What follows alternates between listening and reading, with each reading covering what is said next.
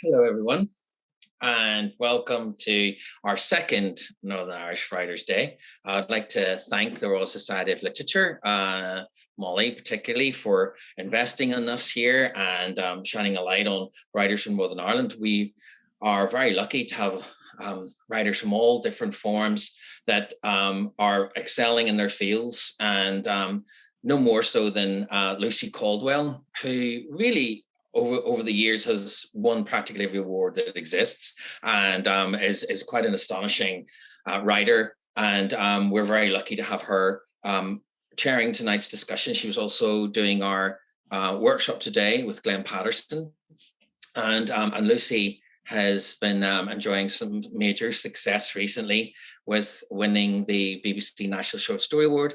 And we're very lucky to also get a novel from Lucy, which is upcoming, which is called These Days. So do keep your eyes out for that. I'll tell you a little bit more about Lucy for those of you who are being introduced here tonight.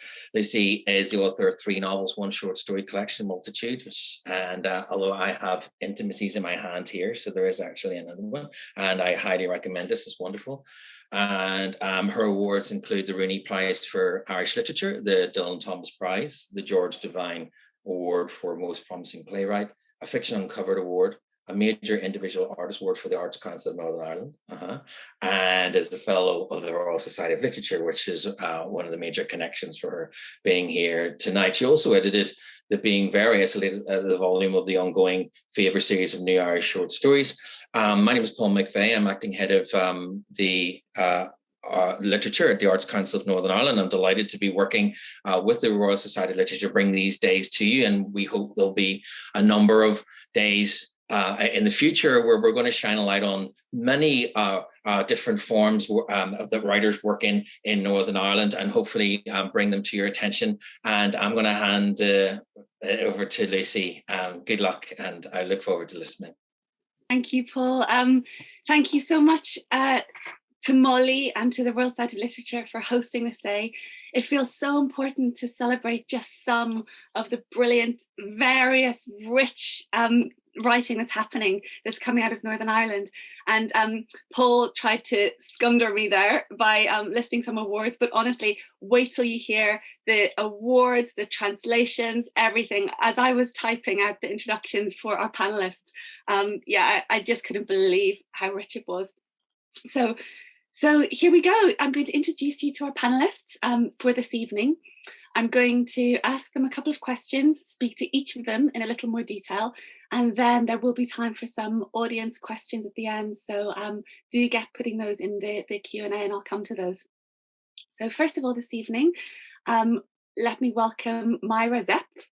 Hi, Máire. Máire is County Down. She's the author of County Down. The author of a dozen books for children, from picture books for very young children to a young adult novel in verse. She's the winner of several prestigious awards, including the KPMG Children's Book of the Year, and last year a White Raven, which is an incredible honour in the world of children's literature. Máire's books are translated into 10 languages. She was a first children's writing fellow from Northern Ireland, based at the Seamus Heaney Centre, Queens, from 2017 to 19, a really prestigious and important position. Also tonight, we have Steve Cavanagh. Steve is the author of a series of crime novels featuring Eddie Flynn, conman turned attorney. He writes directly from his own life, his former life as a conman. Is that right, Steve? I'm going to ask you. That's right, absolutely, devastatingly accurate. Yeah, and his books have resonated with readers to the tune of over 1 million copies in the UK alone. His novels have been both multiply nominated for and winners of several major awards, including the Gold Dagger, the coveted Gold Dagger for Crime Novel of the Year, the Theakston's Old Peculiar Crime Novel of the Year, Richard and Judy Book Club Choices, Sunday Times bestsellers, and translated into 26 languages. At the time of writing. There may be a few more yet, Steve. But who knows? Might have snuck one in when I wasn't looking. Yeah, and Steve lives in Northern Ireland with his wife and 2 children. Steve, welcome. Thank you. Ian McDonald is a writer of mostly science fiction, living in Hollywood, County Down. He has written 25 novels, several novellas, dozens upon dozens of short stories, including 4 collections of short stories, and he's garnered nominations and prizes across all of the main genre awards. His work similarly is translated into 15 different languages, I believe. His most recent book is Luna, Moon Rising, which is the last part of what he describes himself as the very, you describe this in italics, Ian, tantalizingly, the very Grand Guignol and very rude Luna trilogy. And a treat in store for you. Ian is going to give us an insight into his work in progress this evening, very long awaited new novel. And finally, Abby Oliveira is a writer, performer, lyricist and theatre maker who grew up in Portstewart and has for the last 15 years been based in Derry. She's been an eminent member of the Irish spoken word scene for over a decade. She was Belfast Poetry Slam Champion of 2006, a finalist in the Glastonbury Poetry Slam Championship 2009, Ulster Slam Championship 2010, finalist in the All Ireland Slam 2010, and organiser and host of the 2011 All Ireland Poetry Slam final. She performs regularly at events and festivals around the UK, Ireland and abroad, and has toured work all across the world, Australia, New Zealand, Singapore, all hemispheres. She's been commissioned by Radio 4, RTE and more. She does a lot of really interesting collaboration, and I highly recommend her YouTube channel where you can see many of her performance poetry pieces. So thank you, everyone. I feel that I need a breath or maybe a kind of stiff drink after listing all of that riches, all of that talent. I really hope there are some people watching already who just didn't know that Northern Ireland had all this to offer as well. So I wanted to start with a couple of general questions, which is, if you don't know Northern Ireland, you know, if your images of it come from the news, or in particular kind of news bulletins of the Troubles, or from the news bulletins of riots that mainly make the UK news, you might be surprised at what a sort of rich and diverse place it is. So I'd like to start by asking each of you on the panel to paint a picture of Northern Ireland for us. Can you tell us about the place you grew up, or the place you live now, or the place you call home? Máire? Oh goodness, there's so many different ways to answer that question, but I'm going to answer it by talking about the sea, because I'm a little bit obsessed with the sea at the moment, like lots of people who discovered sea swimming over lockdown. But we have the most beautiful coasts and beaches and coves and islands. And I'm just, as I say, a little bit obsessed with it. So that was the first thing I did this morning, was get up and go for a swim. Yeah, just it's such an enrichment, I have to say, to my life and to my creative life as well. Actually, just that experience of being in nature and in the wild. And I think that's a wonderful thing about Northern Ireland. We're never far from it. That's beautiful. Thank you so much, Máire. Abby? Well, I live in Derry. Derry, it's a small enough city, maybe 80,000 people, and it's a river city. You know, we have a river called Foyle that literally sort of cuts the city in two. That would have been, during the Troubles and stuff, would have represented a division in the Protestant community. Typically would have lived on the water side, and the nationalist community on the city side. It's a really open and friendly city. People are so warm. And, you know, although it takes a little while for Derry to really take you into their heart, once you do, it really feels like you're part of really a big family, you know. We have a well-documented history here of engagement in civil rights issues and struggles. Our cuisine is top-notch in the world. We're famous for the sausage roll bap, also the gravy ring. So, you know, and we are the #1 Halloween destination, I think. Well, I'm going to say on Earth. Probably not on Earth, but I'm going to say on Earth. We do Halloween huge here, and we're just in the middle of getting prepared for those celebrations. So if you can't join us, it's a pity, but try to get here next year because it is brilliant. Brilliant. Thank you so much, Abby. And Ian? Yeah, I've kind of lived my life inside a delightfully small compass. I grew up in Bangor in County Down, lived a little bit in Belfast and hated it, and I'm now in Hollywood. So I've lived most of my fortune many years inside a fairly tightly prescribed area of terrain.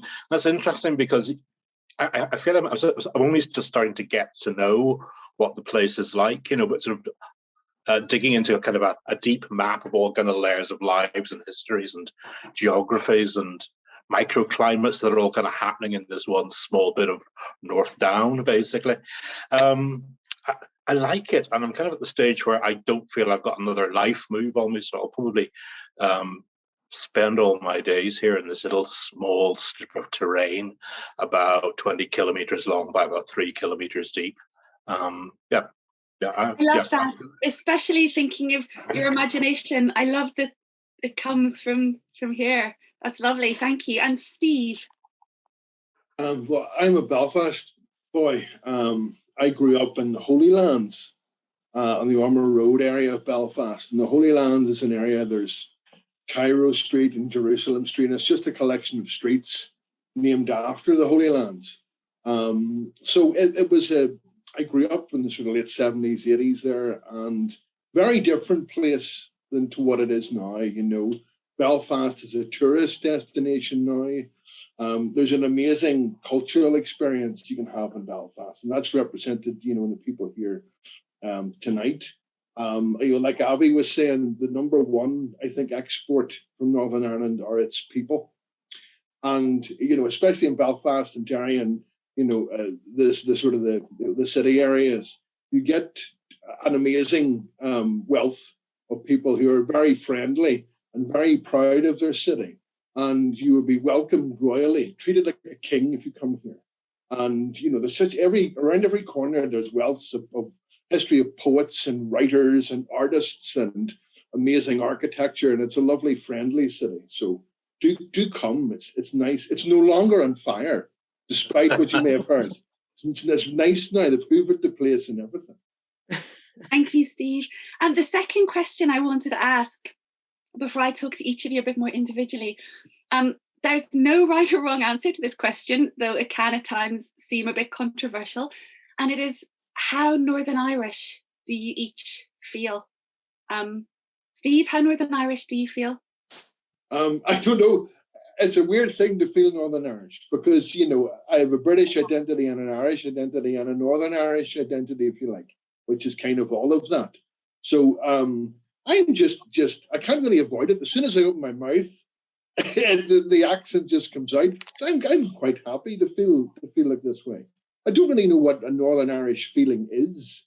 I suppose I feel mildly aggrieved about everything, but sort of pleasantly optimistic as well, if that put it like that. Thank you. Máire, how Northern Irish do you feel? I suppose it's similar to what you're saying, Steve. You've got these kind of different, I don't know if it's a Venn diagram or what it is when you live here, but you have all this kind of collection of different identities, and I guess Northern Irish is the one where they kind of intersect. But what I certainly feel is when I go elsewhere, I feel very, very much from here, and that's how people. I think that comes from how people really, reflected back to you from other people. I suppose in a writing sense, like the literature, the kids' book world is much more sort of on this island rather than the UK community. Just whatever way that works, that's who you're. That's where the community of writers is. And obviously I'm writing in the Irish language, so that also lends itself to a lot of those. But I'm always really amazed when you're other places in Ireland, how Northern Irish you're seeing. Do you know, it's an interesting thing, as I say, the reflected gaze, I suppose. But yeah, we're just all sorts living here, aren't we, really? Yeah, thank you. Abby, how Northern Irish do you feel? Well, you see, for me, it's kind of a bit more complicated than that, because I have lived here the vast majority of my life. I moved here when I was 12, but I never described myself as Northern Irish. My mum's Scottish. I was born in Scotland. My dad's Cape Verdean, and I will say Scots Cape Verdean. Now, that's less to do with a feeling than, what's on my birth certificate and so on and so forth. But I think in terms of feeling like you're sort of, an integral stitch in the sort of cultural tapestry of a place, like in terms of my sense of humor and my outlook, and in terms of how sort of personally invested I feel in say social issues going on in a place, and just in terms of how much I would say I loved a place, I would say I definitely felt more Northern Irish than Scottish. You get me? Yeah. Did that make sense at all? Yeah, that made that grand. That I'm listening to you all so much, I'm forgetting to move the conversation on. Ian, how Northern Irish do you feel? Oh, that's a good question.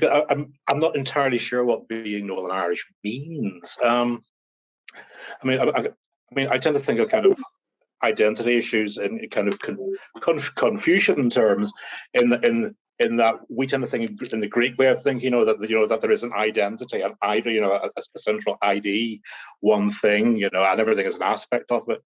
Where in Confucianism, identities are groups of different personalities and traits and memories and ways of behaving, and a person is a harmony between all these different selves, and I kind of feel like there can be lots of different selves depending on where I am and who I'm talking to.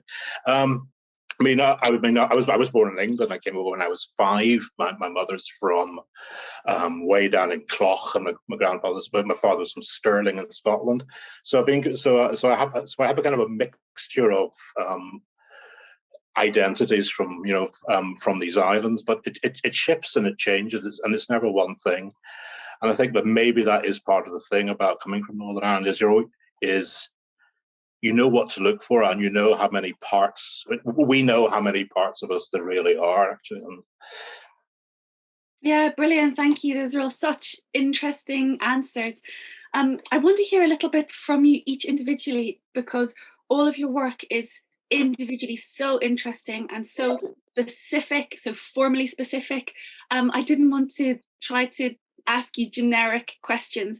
So I wanted to start with hearing a little bit from each of you. And Máire, we're going to start with you, because I am so particularly delighted to have a representative of the world of children's fiction on our panel today.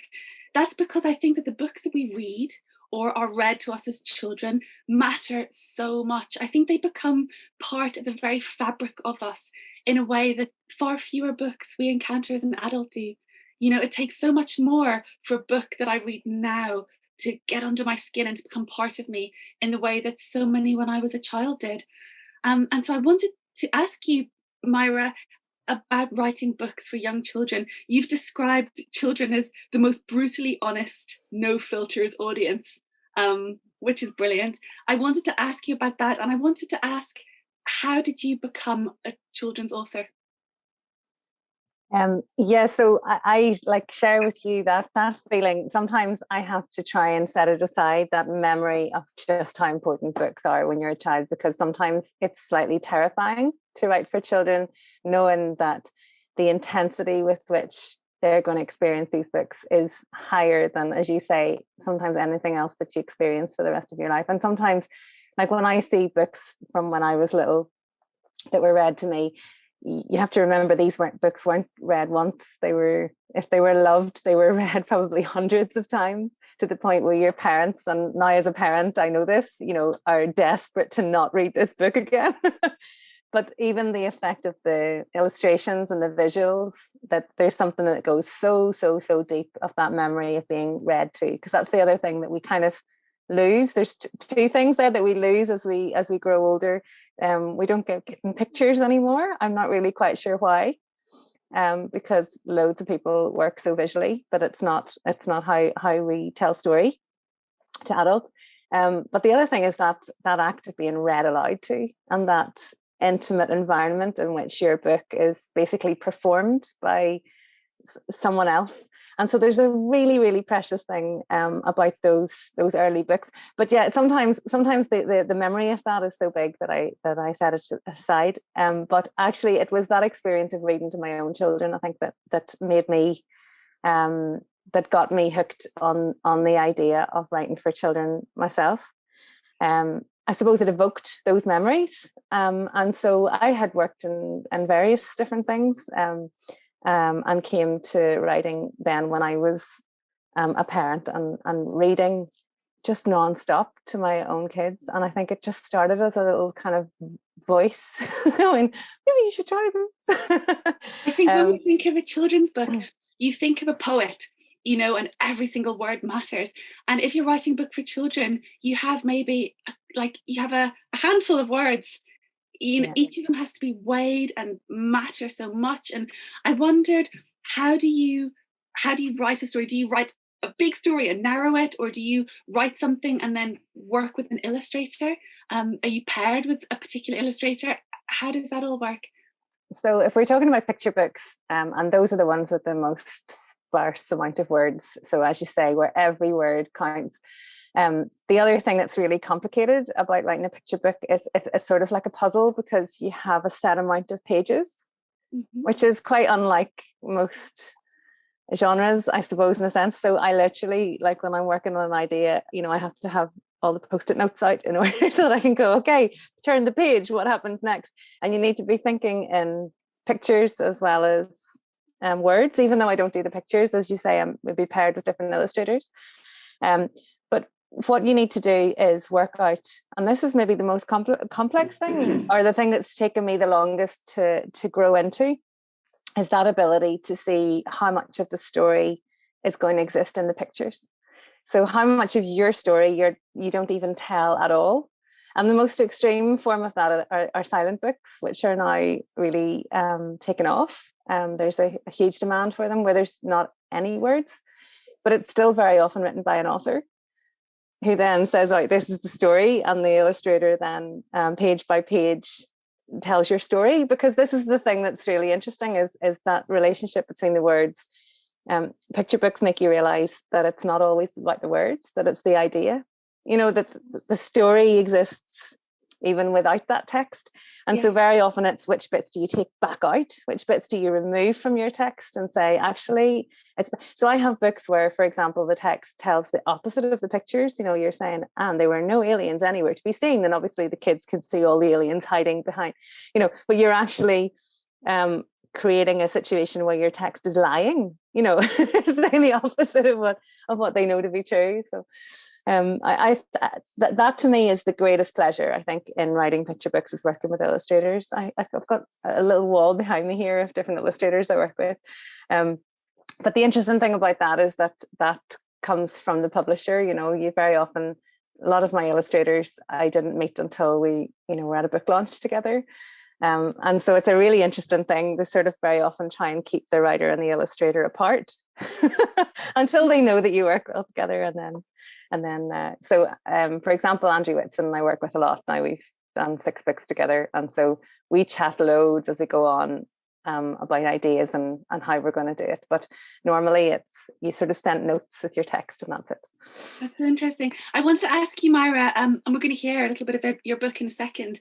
I want to ask you about writing as Gaeilge, because you write in Irish, and it's been very much in the media with the opening of an Irish language school in a sort of perceived loyalist part of East Belfast recently, which, the prejudices and the defenders that it faced. I wanted to ask you to speak a little about who the Irish language might be for, and how children can learn it, how it can be used in children's books for this new generation. Okay, well, I suppose I'll just tell you a little bit about my own background with the language, I suppose, in order to answer that. But I was brought up in Hollywood. Ian, we must be neighbours. I still live in Hollywood, but I was brought up in Hollywood here, and speaking Irish at home, and I didn't learn any English until I went to nursery school. And we just, my friends used to call it Narnia. It was like, it may be sunny everywhere else, but in our house it was snowing. It was just like a slightly different world that my parents had created that was linguistically its own little bubble. But you can imagine growing up in that environment. There was no Irish speakers around us, but we would go to Donegal, or we would go to various places where we could hear the language spoken and whatever. But you didn't grow up with any concept, well, I didn't, of politicization of it, or it was kind of a door for me into I suppose, song and history and story and all sorts of things that I knew that other people around me didn't have. They had a different set of, I suppose, luckily for us, we had both. But it just felt a little bit like, you know, you had a little portal into a whole other culture, history, story, all of these things. But the idea that it could be owned by anyone wasn't something that I really came across until I was a bit older. And again, like I was saying before about the identity thing, it's what you learn from having it reflected back at you, you know. And so I got that then, I suppose, as a teenager, when you would tell people you spoke Irish and they'd assume that you had certain politics or certain ideas, and it was quite confusing actually. But certainly the big thing that's changed since I was a child is the growth of Irish medium education, which has kind of transformed the landscape in terms of partly by putting some of those arguments to bed. I think when there are small children who speak a language, it's very, very difficult to be putting upon them that they're doing it for this reason or that reason, when obviously that makes no sense. Máire, I know you're going to share screens with us, and you're going to read. I have the book here in front of me that you're going to read from. And can you take control? Yes, I'm going to do that. And I'm really delighted to be able to share my screen, because there's nothing worse than trying to read a picture book without the pictures. As I was saying before, so much of the story is told in the pictures. So I'm going to share my screen. I'm going to read just a little bit of it. And I'm going to read it in Irish, and I'm going to assume that lots of you won't understand what I'm reading, but that you can read pictures, which actually is a skill that some of us lose as we get older. But I require you to read the pictures, okay, to work out what's going on. So this is a story. We have a series about a little girl called Rita. And this is the 6th book in the series, which is called Rita agus an Lampard, which the English title of it is Rita Wants a Genie. And it's a story of sibling rivalry, really, where Rita is a little bit mean to her brother and he might get his own back. But sure, you'll see. I'm going to share my screen. And hopefully you can all see that. So this is Rita agus an Lampard. And the illustrator of this is Mr. Ando, also known as Andrew Whitson. He's done a wonderful job. So Rita agus an Lampard. So, there we go. Seo I Rita. Bhíonn na smuointe is fearr ag Rita, agus is brala hí é gceannas. Ach, in amana, ní dhéanann daoine eile an rud a deirtear lá. Is fuail Rita é sin. Bhmhaile Rita lampa dríochta. Janan ginad an lampa cibí rud a éireann tú. Is cumach a dé. Ma tá carpa dríochta uit an sin alakazam bei sé agat. Na sníanat palace all war ag glunrú le hór an sin alakazí bei sé roit. Ma smailat bia agus siodra agus édi galanta zim zam alakazú is iad sin a yoi tú. Ní bheith art ruddy a wrench more a mailat view. Is cuma cad a chélan daoine eile. Now, if you look carefully down in the bottom left, you can see the little brother who she's been sort of excluding in all of her fantastical wishes. And he's not looking the happiest. And you'll see now what he's going to do. Ach, bíonn níos mó na meistear amháin a gcinnead nach mian. Bíonn yoga, freagraíonn gcinnead de cibí duine a chimlíonn an lampa. So I'm going to leave you there on that cliffhanger where the little brother gets the magic lamp, and you can guess what he might do to her back. But I'll stop sharing that. Thank you so much. Máire, I'm just going to ask you 2 more brief questions. That was so gorgeous to hear that. I could have heard the whole book. We've heard from your picture books, but you also write for teenagers. Yeah. Can you tell us about tackling dark themes? Because it seems that so in sort of contemporary young adult literature, some of the darkest possible themes are tackled and are tackled so well. And I wondered if you could speak a little bit about that from the perspective of a writer.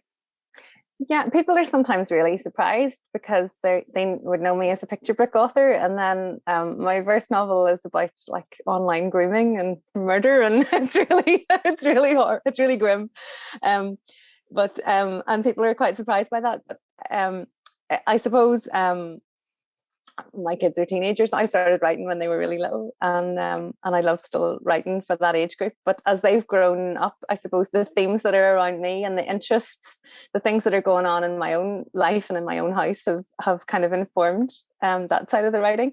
But yeah, there's no theme that's too dark for teenagers. I mean, it's really it's kind of quite liberating. You can really go for it, and the ways in which they can process that are really interesting to me. There's an awful lot of parents, in particular, parents and teachers, who shy away from it an awful lot, and who want to give these kind of sanitized and safe books to teens. But I think if we know one thing, is that reading for pleasure and giving people the choice to read what they want, that if you're reading a book as a teenager that your parents and your teachers don't want you to read, it's probably going to be a book that you might really enjoy. Máire, I love that your writing is growing up with your kids. My final question is, because we're celebrating all sorts of richness and diversity today, I wanted to ask you, this is such a huge question to shoehorn in for a limited time, but there's such diversity and representation of huge areas in children's literature at the moment. I see it, my kids are 4 and 7, and I see so much of the time protagonists are men or boys, are male.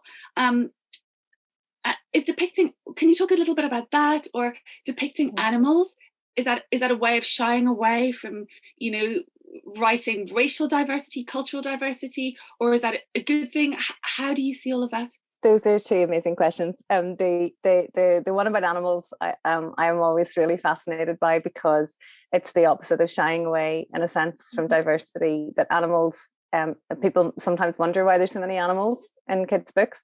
One of them is just because internationally, then there is no, like, they work for everyone. Everybody sees themselves in the teddy bear or the duck or whatever it is, and in a sense, it supersedes to some extent. Now that's not to say, like, I have a book where it's all bears, but then we can put in different types of bears and different types of families of different types of bears. There's all sorts of ways of still showing diversity within that. But the other real reason why you have lots of animals in picture books is because you get away with letting them do things that you're not allowed to let children do. There's this terrible thing where people go, oh, you can't let the child in the story can't go and do that because that would be dangerous, but a dog can do it. Or, so there's kind of really, really practical reasons why you use animals. The other question about gender is a really big one for kids' books, because we understand now the importance of seeing that stepping into the shoes of the hero of your story, and the importance of having girls in those roles. Now, it kind of feels like we already had the era where suddenly there was a lot more girls as protagonists, but they were a very specific type of girl. So we're now in the next phase of where we're trying to go, okay, these girls don't have to be like complete and utter control nuts. So there's all sorts of conversations going on within the picture book world. But what I've really enjoyed as well is taking old stories and being able to unpick them in terms of things like gender roles, and to restitch them according to the values of our time, which is a really interesting job to be given, because, like, whether it's fairy tales or myths, people have this feeling that those things are from time immemorial and they can't be touched, which is absolute nonsense, because they've been retold and retold by every era in a completely new way, and so it's a fantastic thing to be part of as well, rewriting those old bits of our tradition to keep them up to date. Máire, thank you so much. It may seem that it's a bit of a clunky segue from you to Steve Cavanagh's serial killers, but in fact the opposite, because on the subject of very young children, if you bear with me a little bit here, when my own children were born, when I was up all night breastfeeding or soothing an ill baby or just with a child who wouldn't sleep, crime novels were one of the few things that I could read, and they were a real education in just how hard it is to get all of those twists and turns of a compelling plot, you know, the intricacies of it. If you get a plot that's gripping enough that even if you have had literally not a single 20-minute stretch of sleep, you can still read. And Steve's books about Eddie Flynn were published nicely just to coincide with me being pregnant and having children. And so I read so many of those Eddie Flynn novels kind of one hand on my Kindle, Steve. And I wanted to ask you, Eddie Flynn, he is a con man turned lawyer, and he's such a fantastic character. Where did he first come from? Did he come into your life fully formed? Was he, where does a character like that start emerging from? Probably from a few different places, but I remember having the idea that there's a crossover between what a con artist does and what a great trial lawyer does. And it happened when I was cross-examining someone. I was a civil rights lawyer and criminal lawyer for almost 20 years.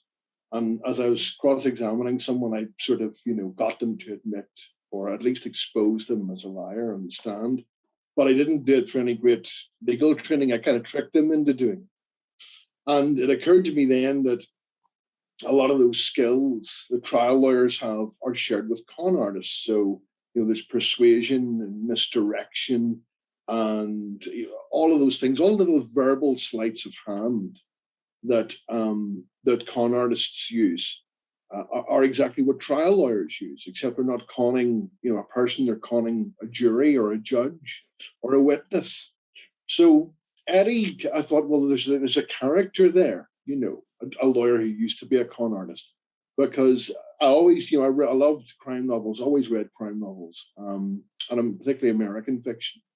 And I love legal thrillers. I love big John Grisham fan. And I thought there was maybe an opening, there was maybe a book which really shows what happens in a trial, that it's not just all this procedure and, people being quite dramatic and making dramatic impassioned speeches. There's actually a real verbal combat going on and a real psychological warfare and psychological manipulation, which isn't in so much popular fiction anymore. And I thought, well, I could maybe do something like that. And Eddie Flynn kind of came from that. And sorry. Now, what's it like writing the same character over several novels, over several years? Because you must have spent, maybe more time with Eddie than you have with, wife or kids. The same fictional character, the way that when you're writing a character in their world, it sort of obsesses you. You spend so long thinking about him. What does it feel like having spent so much time with him? I don't really think of it that way, which is kind of strange, because you're absolutely right. I do spend the majority of my time in this room on my own, talking to myself. But so that's weird. Number one, I've written, I've published 6 Eddie Flynn books now. And 7 will be out next year. But I did a standalone as well. So I had a little bit of a break. But I like writing about Eddie. I like his world point of view. He's a strange lawyer because he, in his past, he represented someone and he used his considerable powers to get this person off. And he found out that person was actually guilty. And that person went on to hurt someone. And he carries around the guilt of that. And that's something that feeds through the entire series. So the whole series of books is him trying to make up for that mistake. So he'll only represent people now that he knows are innocent, which either makes him the best lawyer in the world or the worst lawyer in the world. But that's his ethos, that's his manner. So whilst he will always do the wrong thing for the right reasons, he frequently is on the side of the angels. Which is a great juxtaposition in itself, because the most corrupt and person He's potentially the most corrupt person in the whole judicial system, but actually he's the one who's on the moral high ground, if you like. I'd love to hear. But in terms of writing, I'm over a number of or a series of books. Michael Connolly was asked the same question, and he gave a great answer, and I can't give it any better. He said writing a series character is like putting on a familiar coat every year, but you keep finding new things in the pockets. And I like that. Eddie's voice is very familiar to me, and I can read it very easily. But there'll always be something new to offer there for readers and for me as a writer. Lovely. I'd love to hear a little bit of Eddie. But Steve, I'm hoping that you're not going to read from the very introduction of this, because I am unable to read it. There's a horrible scene where we have a serial killer who relishes sending people to the electric chair. And I think I must have started and stopped reading that several times. It's so gruesome. I flipped on to the next chapter, bring on Eddie. That's the toned down version, Lucy. You should have seen the original version. What are you going to read for us? I am going to read a bit from that book. I'm not going to read that one.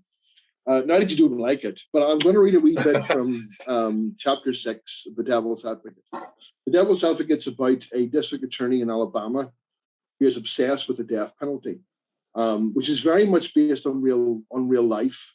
17%, I think now, 17% of the death row inmates in the US were sent there by 5 prosecutors out of 132, which the death penalty in the US is entirely ruled by personality. So this is a wee bit where Eddie is taking on a case representing a young man who faces the death penalty. And him and Harry Ford are arriving in Alabama in this small town. The exit sign for Buckstown sported 3 bullet holes, rusted around the edges, all of them in the O in Buckstown. We came on to a 2-lane stretch of blacktop surrounded by trees on either side. They soon gave way to open fields covered with a low mist.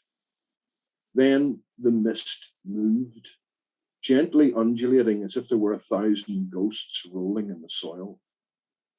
I soon realized it wasn't mist. It was something I'd never seen before. Cotton fields, said Harry. They look strange in the moonlight, don't they? Spooky, I said. Harry said, my great-grandfather picked Alabama cotton, back-breaking work, except, of course, it wasn't really work. He didn't get paid. His voice grew softer and deeper as he said, too much blood has been spilled on this land. This place feels poisoned. I felt a shiver worming through my back. As soon as this case is done, we're out of here and we're never, ever coming back. There you go. Thank you so much. It's lovely to hear it. And it's interesting, you just touched on with the electric chair and the district attorneys, some of the real weight of the sense of social justice that's borne by crime fiction. And I always think that in Northern Ireland, crime fiction, in the absence of any kind of Truth and Reconciliation Commission, it's often been our crime writers that have been the ones that have taken on the burden of writing about, murky areas of the borderlands or post-trouble society. You set your own books in the US, which is interesting. We've had Stuart Neville, one of Northern Ireland's premier crime writers, recently writing very angrily and passionately about the extent to which people do or do not want books to be set in Northern Ireland. I wondered if you can talk a little bit about crime writing from the North and your own decision to make Eddie Flynn New York. Well, in terms of me writing in America, there's a couple of reasons. American crime fiction was my first love. I read crime fiction from all over the world, and always have done, but I just love the American patois, if you like, and that sense of space and speed that you get from a place like New York, where most of the books are set. Plus, I was writing about a lawyer, and I wanted to write, kind of a dark, fast-paced thriller. And I couldn't really do that if I set it in the UK, because we have a dual system of representation. We have solicitors and barristers. So one of my characters is going to have to wear, a gown and a funny wig. and that's just not going to work. Really, that's going to turn into a comedy. So the decision to set in the US, seemed obvious to me. In terms of Northern Ireland, I think you're absolutely right. There's lots of writers in Northern Ireland, like Adrian McKinty and Brian Stewart, Jared Brennan, and now lots of female crime writers coming through as well, like Sharon Dempsey, who are writing about what happened here and how it filters into the present. Because everything that happens in Northern Ireland is kind of steeped in the past. There is always some trace as to the past conflict. I think everything is tainted by that still. Maybe it shouldn't be, but that's just the way it is. And I think you're absolutely right. What you'll find out about Northern Ireland, you'll find out more from reading a crime novel than you will by watching news. So it really is writers, journalists too as well, I would have to say, who have exposed a lot of the things that have happened in Northern Ireland, especially the stuff that has been covered up. We're always finding out new things. It's a great chronicle of a very troubled time in our country. Thank you so much, Steve. I want to move on to Ian McDonald now. And Ian, this is on a similar sort of note. We use this term genre fiction as if it's somehow kind of lesser than, I'm going to use Ursula Le Guin's phrase of so-called realist. And I'm thinking of Ursula Le Guin. She was awarded a major prize in 2014. A new prize, the Ursula Le Guin Prize, has just been founded this year. And the prize speech, I quite often think about that she made. And she said, she gave this incredibly moving and prescient speech. And she said, hard times are coming when we'll be wanting the voices of writers who can see alternatives to how we live now, can see through our fear-stricken society and its obsessive technologies to other ways of being, and even imagine real grounds for hope. So thinking of all that Ursula Le Guin sees as the profound moral task that sci-fi and fantasy is charged with, I wanted to ask you about the perceived differences between, so-called realists. Like, why do you think it is that science fiction and fantasy is seen as somehow lesser in certain arenas, in certain spheres, or why has the realist tradition had what Zadie Smith calls the freedom of the highway? I think that's a brilliant phrase, the freedom of the highway here for so long. I think it's that not so much in Ireland, where we have a long tradition of the fantastic, but in many, probably Anglo-Saxon cultures, there's a terror of the imagination, that it may do something wild, unpredictable, and possibly damaging. The literature of the imagination, the fantastic, has always existed alongside so-called realism. I've never been drawn to realism because I find it rather dull. It's like hyper-realist painters who put hundreds of thousands of tiny dots to make paint look like, as probably as realistic as possible. I can't see where the fun is in that. I tend to follow the imagination because, in a sense, there are theories that it's imagination that makes us human beings. It's our ability to say, well, if this happens, then what else could happen as a result of that, and imagine a possible outcome or possible future. So it's a very, very rich and very, very valuable commodity kind of aspect of ourselves. I mean, I've always been attracted to it because it allows me to ask questions and give answers that I couldn't do any other way, to kind of look outside the limits of our society, our times, in some ways, the way we are now, make things bigger and different. Because in a sense, it's going to be the same old human vices and virtues, that we bring into any possible kind of future or any kind of alternate world or any kind of imaginative system. And it's a great way of exploring what makes us us and where those limits and constraints might lie. Your science fiction tends to be very grounded in place. In this, I'm saying this place, or a version of it. Like the work of, it's so interesting to see some of the sci-fi writers who are coming through, who are getting more prominent, like Joe Zebedee is one who comes to mind. And I wondered if you can talk a little bit about how you started writing, what your influences were, and a bit about inventing imagined worlds versus using and reimagining local landscapes? I've done kind of both of that. I mean, we always look for the kind of the writing that chimes with who we are and what we are, but also takes it to somewhere else. And way back in the old Spring Hill shopping centre in Bangor, there used to be an Eason's, and I picked up an old copy of a book called Palace of Eternity by Bob Shaw, long dead now, a great science fiction writer from Northern Ireland, along with the late great James White. And he wrote about, it was far future alien world stuff, but there was a distinct note. You would know he came from here, from the language he used, and his kind of attitudes towards change in society, and his kind of dark sense of humor as well. And all writers go through the I can do that better phase. It's kind of how we do it. Go on, let's not be coy here is what we do. And I remember reading it and thinking, yeah, I think I want to do that. I mean, I want to be that kind of, bring all the stuff that's in my life and do something strange and different with it. I've certainly, my particular science fiction tends to be kind of grounded in this world, usually fairly near future stuff. I think the furthest I got away is the moon, actually, which isn't that far, because I'm more interested about asking the questions, rather than kind of indulging in kind of, big shiny spaceship soap opera. That doesn't really interest me that much. It's kind of what might happen, and what might that do to us, and how might it change us, and how we might stay the same. Can we hear a little bit? Will you introduce? Yeah. This is the work in progress, isn't it? So I'm sure it's the work in progress. Yeah. The reason I haven't done anything with Luna is because the whole thing is just so tightly wound together. It's kind of impossible to pick a bit out that would make any kind of sense whatsoever.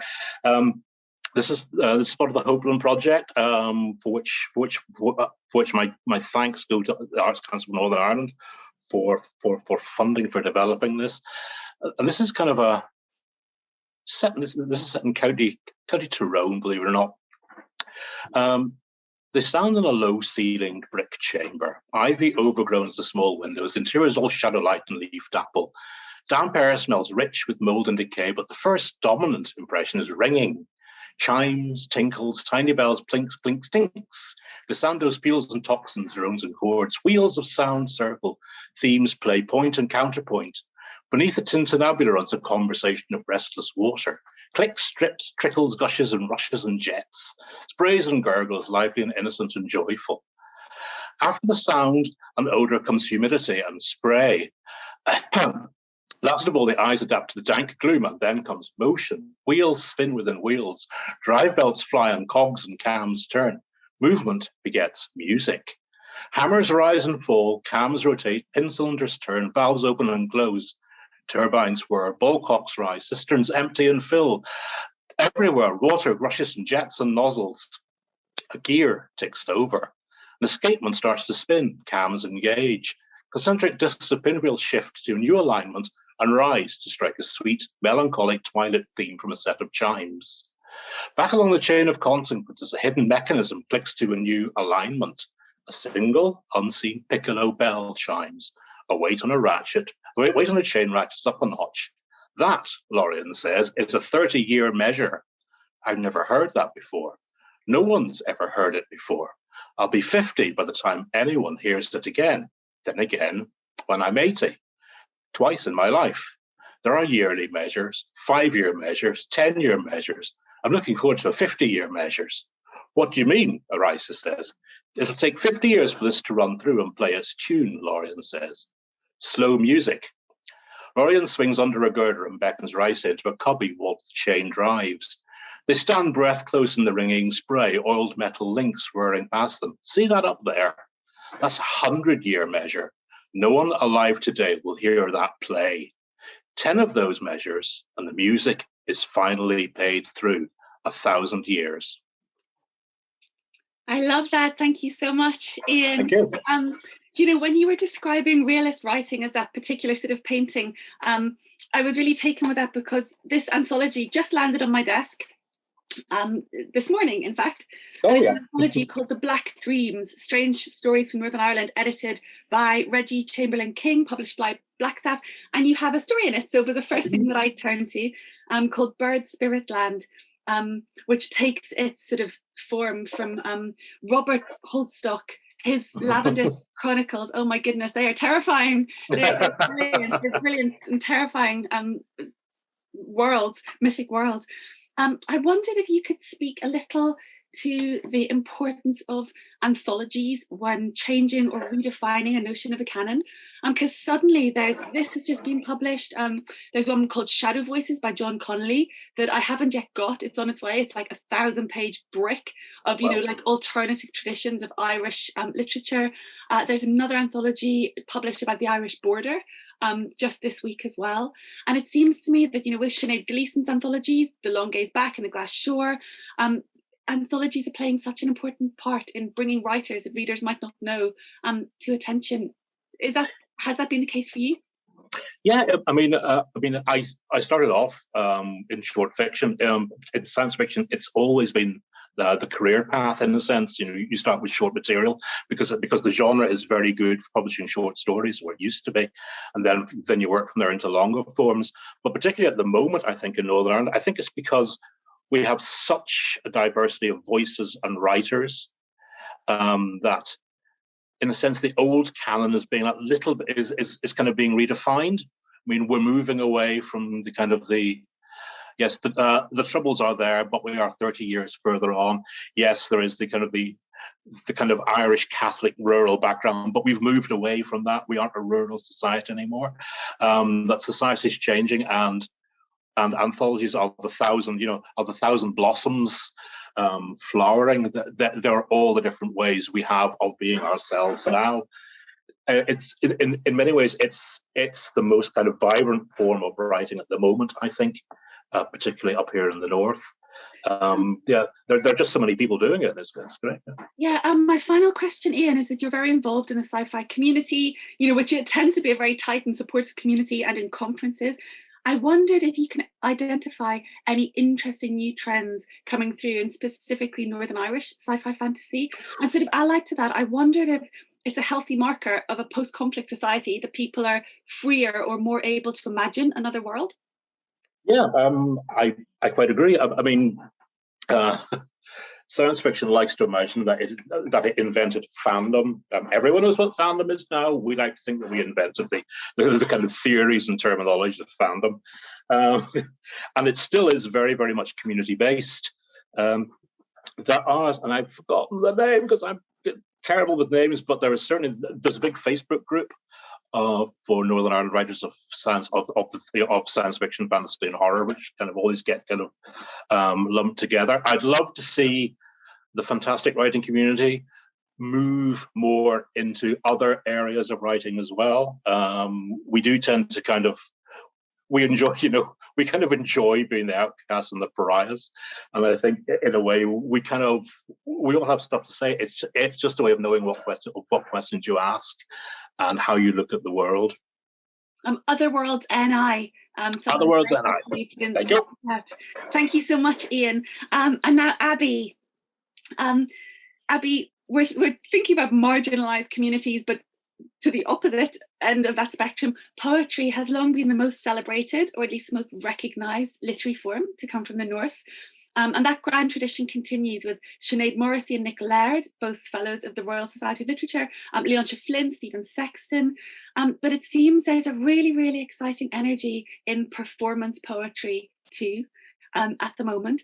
And I wondered if you could give us a bit of an overview of the performance poetry scene and tell us how you got started.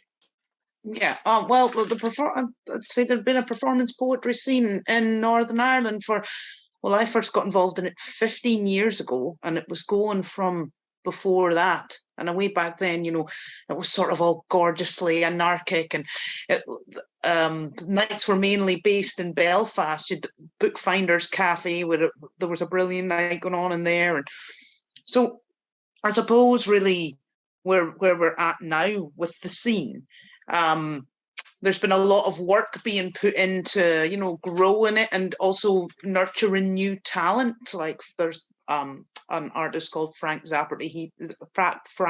Rafferty. He's based here in Derry, but he's been doing a lot of work to grow the scene and attract new talent. For instance, in the creation of an All-Ulster Poetry Slam. Now, there's always been an All-Ireland Poetry Slam, but the All-Ulster one is a recent addition to that. It's a sort of a sister slam. And nights like you've got Purely Poetry in Belfast has been going for years and years and years. And I think that they would showcase not just spoken word artists, but people who would consider themselves maybe more page poets. I mean, it's kind of an arbitrary sort of a division to make, really, as far as I'm concerned. So I think that the scene is here. It can go through lulls and peaks in terms of new people coming through and new voices, new styles.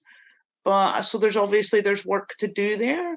But I mean, overall, what we have here is a really accomplished and vibrant scene of poets who oftentimes you'll find that a lot of us, we tend to work in maybe several different forms that are live performance focused and based. So, I mean, you'll get a lot of us working in theatre and stuff as well,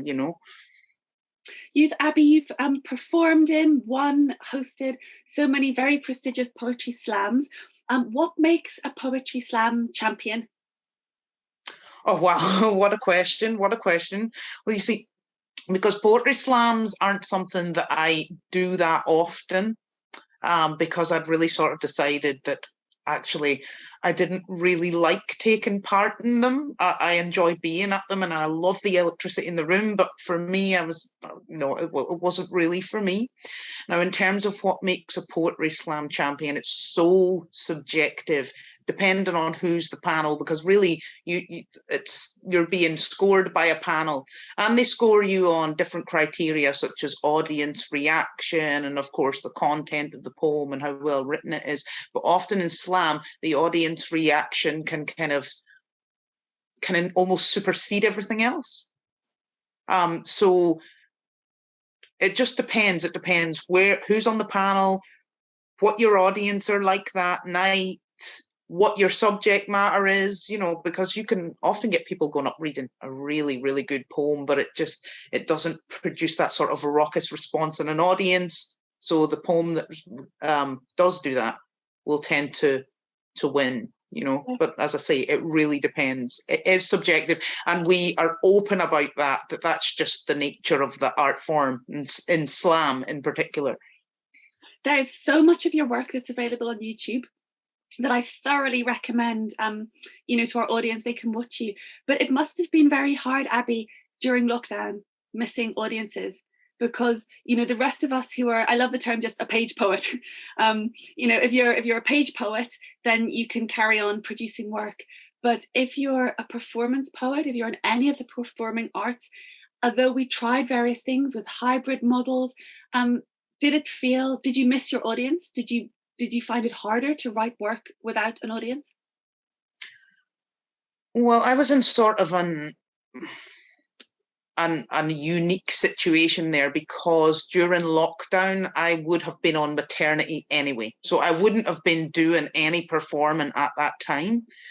But one thing I did notice was that the poetry communities from all over the world quickly got used to Zoom. And they started running their regular nights on Zoom. But what this allowed was that people from all over the world to join each other in one gig. So we had some hilarious things happening. It was like 5 to 7 one evening, and I'm running up the stairs with my tea in my hand because I've got to go and take part in a gig that's taking place in Birmingham, and so there were some great professional connections and just us getting to know each other's work from poets that we would have never had a chance, would have had a greater reduced chance of ever having heard before. So actually lockdown seemed to have opened up a lot of channels that way. But in terms of, obviously you can't replace a live audience. You just can't replace that feeling in the room when, you know, when somebody's on the mic and it's really hitting, and it, you know, you can't do that. But I think that overall the performance poetry community really made the best of having to move online for that time. Brilliant, thank you. Next best thing to hearing you in that kind of sweaty room with a pint in hand. Can we hear you perform for us now? Surely. So yeah, this is a poem called Whole, W-H-O-L-E, and it's really a poem just about identity in relation to borders and in particular to the younger generation. I thought I'd have to saw myself in half to stand in two countries at once, says the Wayne. Jumping state ropes on the border back road. But I'm still whole. Arms outstretched, as if tied to a rack, she says, look, we're holding hands, me, Donegal and Derry. There's no here or there for her yet. No euro, sterling, foreigner, citizen, trouble, peace, president, queen, ally, enemy. She is the flock of Brent geese breaking for inch. Should I have pointed out that invisible line? Told her to imagine a fat, sleeping snake only old people can see, 310 miles from forked tongue to rattling tail, belly harrowing through water, concrete, grass, stone, hearts, brains, danger houses, homes. Should I pretend that this snake no longer bites? All borders draw blood. The pen is the master of the sword. One too young day, she will be old enough to see that walls are only necessary until imaginations harden. And by then, she'll have sawn herself in halves, quarters, acres, 1,000 times over, and yet she will still be whole. That's gorgeous, Abby. Thank you so much. There's another piece of yours that I absolutely love. It's called Death of a Tree Hugger. In which you rhyme pish with extinguish. It's so electric. And I love a good rhyme. I love a good rhyme. I wanted to ask you about it because, you know, with Death of a Tree Hugger, we've got Heaney there with his Death of a Naturalist. It's produced by Verbal Arts Centre. It's one of your pieces that's online if people look. And I wanted to ask you about it because I think that a lot of the most vital writing coming from Northern Ireland at the moment, from the wonderful, wonderful things that the incredible young Dara McAnulty is doing, to Kerry Doherty's memoir, Thin Places, which is an extraordinary read. They're about a sort of essential and urgent engagement with nature. And in that piece, Death of a Tree Hugger, you cover so much from identity, anger, climate, tree. I wondered if you could talk a little bit about, do you feel it, this sense that young people have in the work that's coming, you know, that there's finding ways to connect with nature? Oh, yeah, for sure. I mean, when I wrote that and when I was performing it, because I haven't performed that for a long time, but when I wrote that, I was much younger than I am now, but I really was in the midst of climate horror and panic at that time when I wrote that. But it was before it seemed that those issues really caught on the, rid the wave in society, you know what I mean? Before they were really caught on. So I felt in a lot of ways, I suppose, like I was kind of panicked and afraid and a bit alone. You know, I couldn't really find a tribe that felt this sense of urgency that I did. You know, there was maybe a few people that I knew. So from that came Death of a Tree Hugger, which is probably, as far as I can remember, probably about 3.5 days long. You know, I just remember that was one of those pieces that it just came spewing out of me, and I sort of wrote down everything that I was feeling. And I had stopped doing it then because I suppose when I look back on it as a slightly older person, I think that it's a bit hopeless. I don't think I felt very hopeful at that time when I was that young. I think that nowadays young people, thankfully, they seem to be a lot more hopeful and positive and engaged. And I think that's something that comes with sort of allyship and the visibility of allies and feeling like you're a part of something, you know. So I mean, look, we've Greta Thunberg now, which has been a great snowball starter for young people getting actively involved. And then the school strikes as well, the school strikes for climate change, the turnout to those were fantastic, you know. Even here in Derry, some great turnouts to that. And I think that there was this sense, and as well because the teachers and the schools who didn't want to let the kids out to do the protests, I think that just kind of added to the whole sense of sort of solidarity for them, and a sense that, yeah, this was something that really, really needed.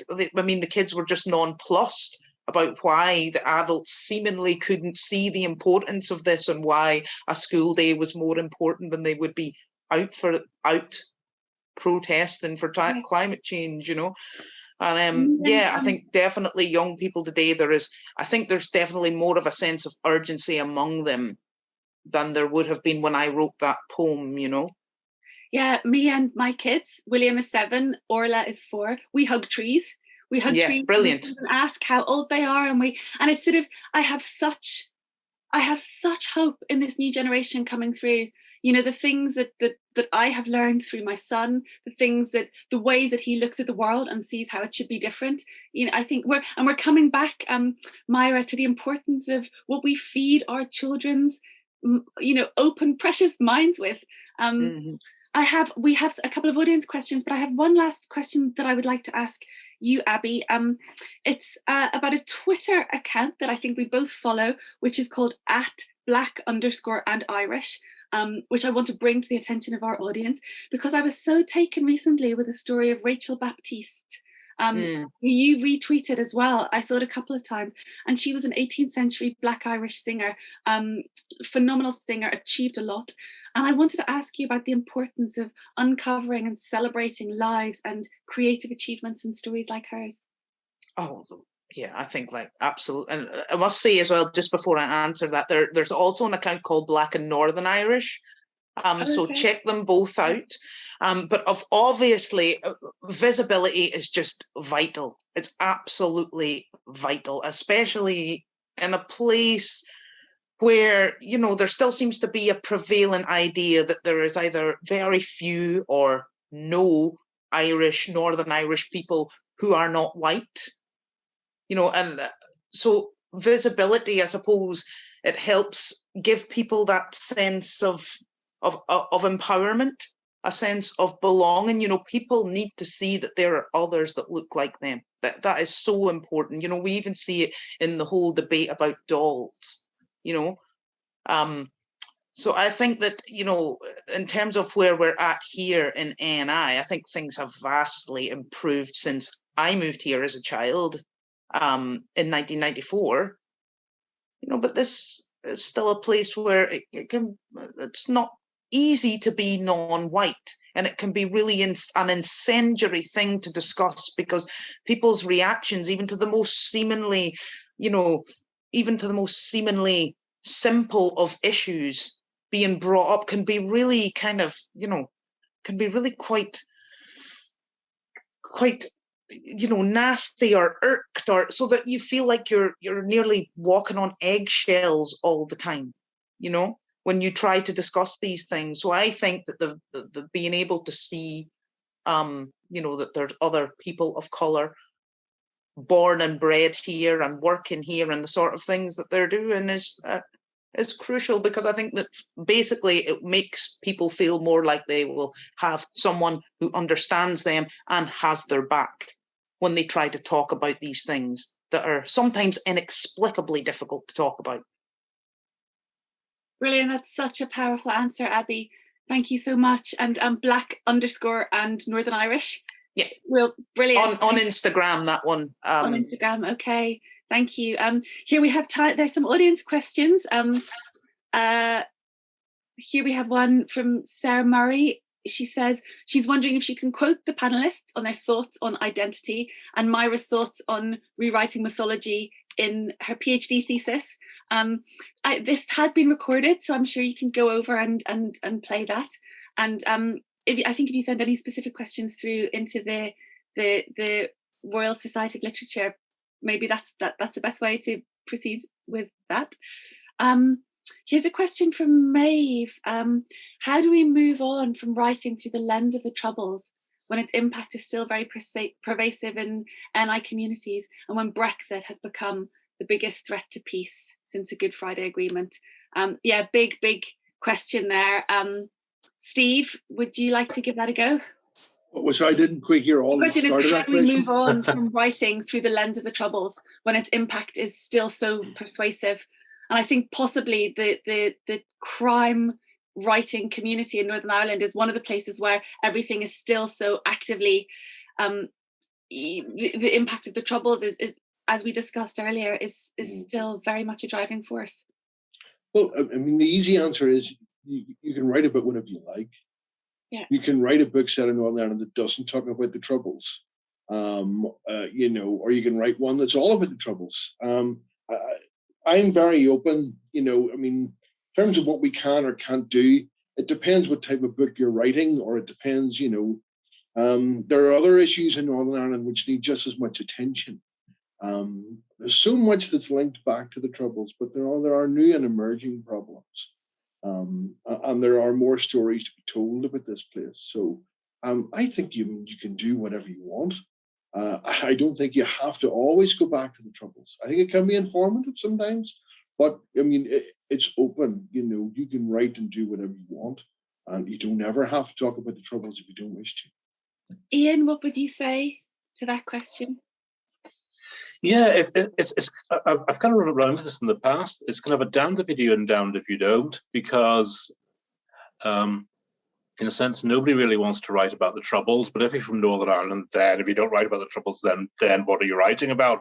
You know, why not just set your book in Dublin or Birmingham or somewhere like that?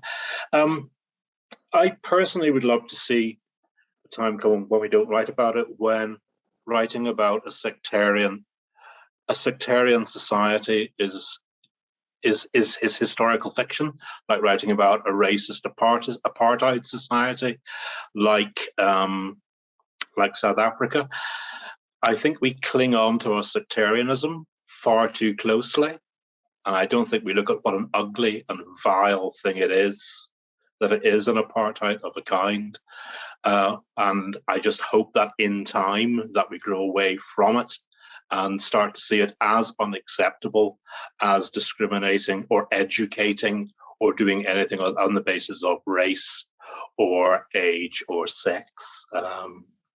I would like to get to that future. I could always write about it, I suppose.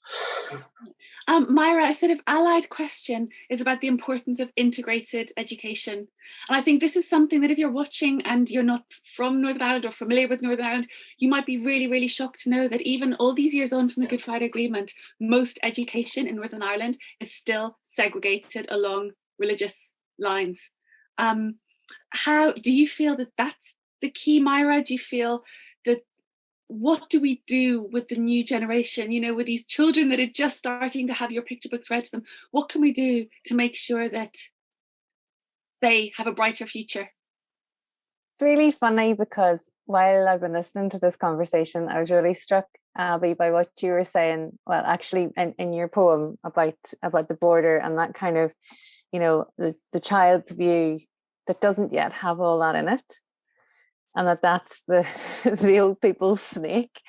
That's my experience of working with children as well, is that these aren't necessarily, not to diminish the real and practical effects and whatever, and that communities are still very much dealing with, but in terms of their own ideas, that lots of that stuff gets learnt. You know, I was describing to you as well my own experience, for example, of the language, how that comes later when all that other stuff gets put upon you. So in a sense, it's a frustrating thought, because always I think when you work with little people, you feel so full of hope. They feel so clean of it. And yet I suppose there's a sort of a cyclical nature to what we're describing, that then that stuff then comes upon you later. And I guess our schooling system absolutely is a massive contributor to that. That's one of the places that people suddenly learn that they're different, or the kid who wears the other uniform. Why is that different? And it's one of those very, very stark ways in which people realize otherness, I think, and also don't have day-to-day experience of each other. So where that otherness is allowed to grow and stew and kind of become strange. To me, it's a no-brainer that integrated education would be the positive way forward. And that's not to say that it's not complex. And I think that it's important that we, within that, have there was a long time, I think, growing up in the Troubles, where we were really used to this idea of everything being safe if it wasn't strongly didn't have identity connected to it. And so we kind of got used to trying to smooth everything all the time, and to not look, to not say the wrong things, and to not look.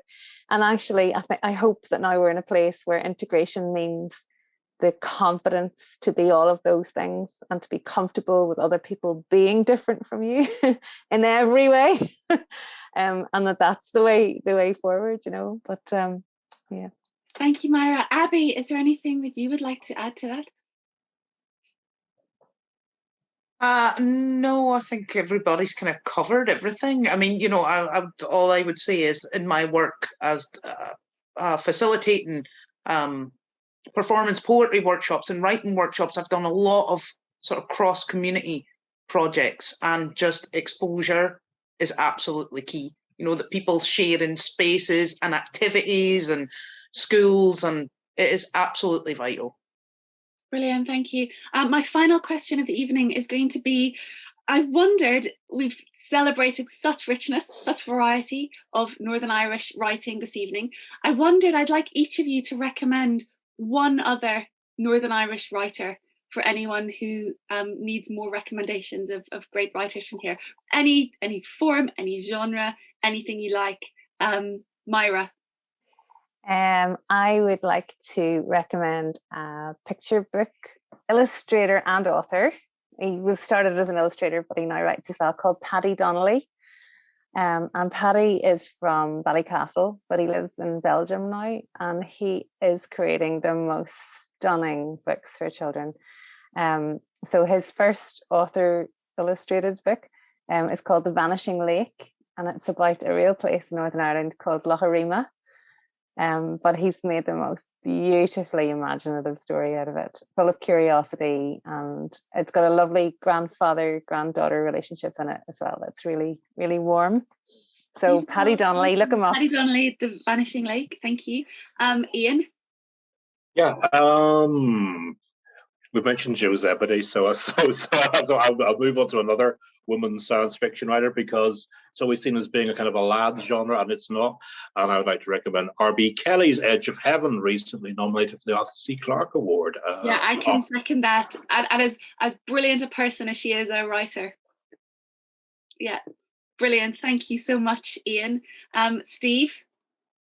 I think I may have mentioned her already. Sharon Dempsey. Mm-hmm. Her novel Who Took Eden Mulligan is a brilliant novel set in Northern Ireland, and it focuses on lots of things we've been talking about. How the past invades the present, and sort of permeates through society. And someone who's coming home from England to Northern Ireland, and they get faced with all the stark realities of where we are now, where we've come from. So she was listening in earlier and said she was sorry she had to go. So right, see, she missed the best bit. She said she'd catch up on the rest of the discussion. So maybe Sharon, if you're listening at some point in our future, Ian, you can take over on the sort of physics of this. Hope you're smiling. Thank you. And Abby, who would you like to recommend? I would like to recommend a writer-performer from Belfast called Alice McCulloch. And in particular, she has a short film up on the BBC iPlayer at the minute called Earth to Alice that she wrote and performed in. And she just performs with such beautiful subtlety and works about love and mental health and art with just such touching humanity. And she's just brilliant, such a voice. So check her out, please. Brilliant. Thank you all so much. Our time is just about up. Thank you all so much for joining me today. Thank you to Paul McVeigh and the Arts Council of Northern Ireland for supporting this. Thank you so much to the Royal Society of Literature for hosting this. I think it's so, so important. And this has been recorded, so hopefully even more people than were able to join us tonight will be able to see and celebrate you. So thank you all.